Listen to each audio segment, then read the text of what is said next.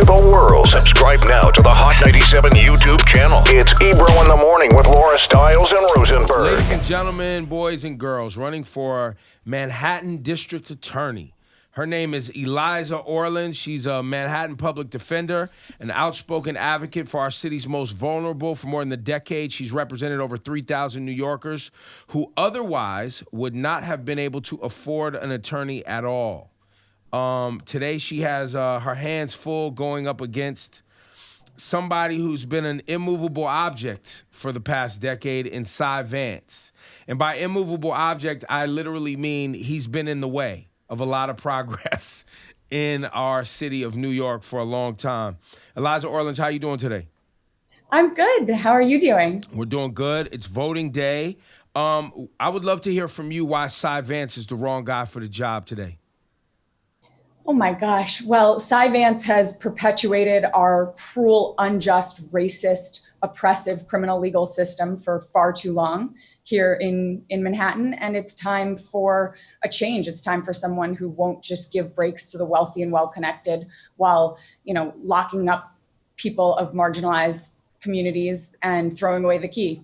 I find it very interesting that during the protests recently, every single district attorney in the boroughs said that they would not be prosecuting demonstrators and protesters. The Bronx, Queens, and Brooklyn. I don't know about Staten Island, so not every single. Cyrus Vance, I don't believe, had anything to say. He didn't stand in solidarity. Is that right, or did he stand in solidarity with the other district attorneys? I'm sure he jumped on the bandwagon and said, okay, I won't prosecute protesters, but it's too little too late. I mean, he has locked people up for low-level minor offenses for over a decade. And now he's saying, oh, okay, I won't prosecute people who are just being charged with simply protesting. But that kind of disregards the fact that many people who are arrested, who are swept up in these protest arrests, aren't in fact only arrested for the protest charges. They're then charged with additional things like, resisting arrest, or, somebody says that they were stealing something, or somebody says something else, and the charges are trumped up. And so it's really, what he's saying and what he's doing are two different things. Well, he does double talk, right? Like here, even this statement, it says Manhattan District Attorney Cyrus Vance declines to prosecute some demonstrators who violate curfew. Right. So he minces his words a little bit. Right. I mean, this was the guy who back in 2018 made this huge announcement, had a full press conference, brought the cameras in, shut down a courtroom and said, here in Manhattan, we're no longer going to prosecute simply possessing marijuana. So marijuana hasn't been legalized in New York yet, but he said, we're not going to prosecute marijuana. Okay. He gets a ton of positive press about this. That very same day, I walk into night court where cases get arraigned. I'm working 5 p.m. to 1 a.m. I walk in, and the first case that I pick up is a client who's been in custody for 23 hours for nothing more than possessing marijuana. And it's like, this is somebody who's saying these things and then just doing something else. Or he says, oh, we're no longer going to request bail on this type of crime, and then has 3 single-spaced pages of exceptions which swallow the rules. So he's still able to get the positive press off something, but actually, what he's doing is continuing to operate in the way that the system always has. How incestuous is the relationship between someone like Cyrus Vance as district attorney and the NYPD? How incestuous is that relationship? I mean, it is completely, one hand shaking the other, one hand washing the other, whatever the saying is. Cyrus Vance has gone out of his way to protect bad police officers. He has, gone far above and beyond. I mean, even though 50A has now been repealed, it doesn't even go far enough. And what he did was protect bad police officers who had been known to have testified under oath and lied, who have been, accused of serious misconduct, and hidden that from view, and continue to allow those cops to be the single witness to convict someone, to, send them to prison for years, even knowing that they had a history of misconduct. So basically, what you're saying is, if no matter what steps are taken in terms of progress on criminal justice reform, and people can fight until they're blue in the face, And police reform. but if the district attorney, if it's not reflected in the district attorney's office, do any of those changes really make a difference? No, they don't make a difference, because if the district attorney is not going to hold police officers accountable, and they know that, then what incentive do they have to change their behavior? I mean, no behavior is ever going to change with reforms, and we've seen that over and over. That I mean, chokeholds have been illegal in New York since 1993. That didn't save Eric Garner. Minneapolis had enacted a ton of police reforms, and that didn't save George Floyd. So I think that, having police officers be held accountable, truly accountable, is critical. Is it challenging for the DA to? Can you explain what you believe, some of the, you being around and being in the courts, you've seen it, and what are some of the complications for a DA trying to be tough on prosecuting bad cops? I have to imagine, like Ebro is pointing out, because of how incestuous it is, that there are things that make it difficult and pressures that make it difficult. Yeah, absolutely. And I think that we've seen, the NYPD engage in multiple slowdowns over the last handful of years because of things that they didn't like that were happening. And most of that was with regards to the mayor. But, when they engage in slowdowns and say, okay, then we're not going to make arrests, in fact, crime rates decrease. And so I think that they can protest as much as they want in terms of, oh, okay, fine, this is what you want, then we're not going to arrest people. But in fact, what happens is that actually makes our city safer. Mm. And what are the expectations for this election? So the election, so my election is actually 1 year from yesterday. So we're leading up to, we're taking on this behemoth. I mean, he is extremely powerful, extremely well-connected. And you know what? He's given breaks to the wealthy and well-connected for his entire tenure. I mean, if you look at how it took public pressure for 6 years for him to prosecute Harvey Weinstein, despite having recorded evidence that he'd committed sexual assaults. If you look at the fact that, he argued for leniency for Jeffrey Epstein, even after he'd been convicted of raping 13 and 14-year-old girls. He didn't prosecute the Trump kids for their shady real estate dealings in, Soho.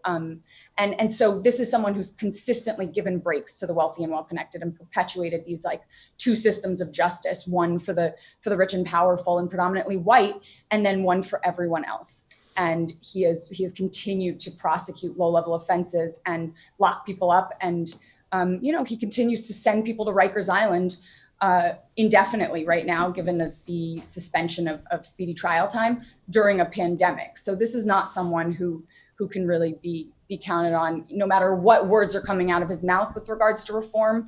I'm sure that he will be saying the right things at some point, but this is not someone who we can count on. With the election for Manhattan DA being in 2021.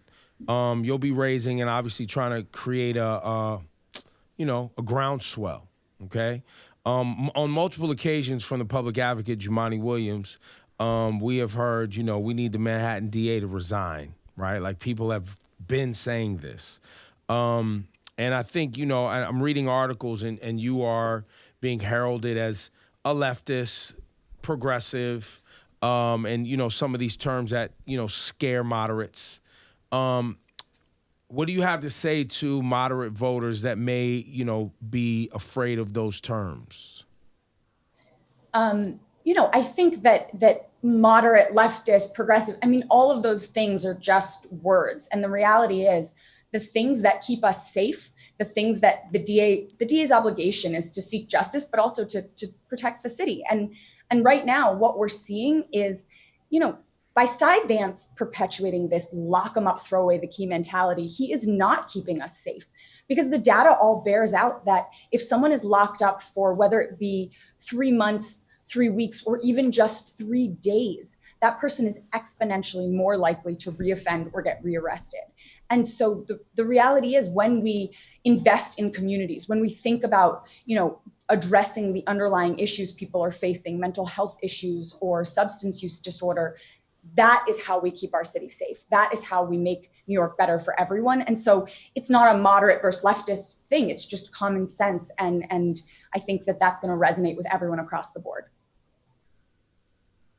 Eliza Orlins, Manhattan District Attorney race. We wanted to put this on your radar today. I guess the other thing I wanted to ask you about, Eliza, was white supremacy and racism in the NYPD. I asked a lot of politicians that. It's one of my favorite questions. It's your number one. It's fun because you get to see if people are actually afraid.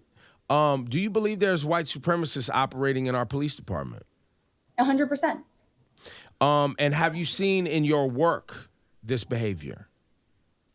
I mean, listen, as a public defender for over a decade, I've represented thousands of people in this city, thousands of New Yorkers who've come through our criminal legal system, or as I like to call it, our criminal punishment bureaucracy, who have been arrested, oftentimes simply for the color of their skin or the neighborhood in which they live.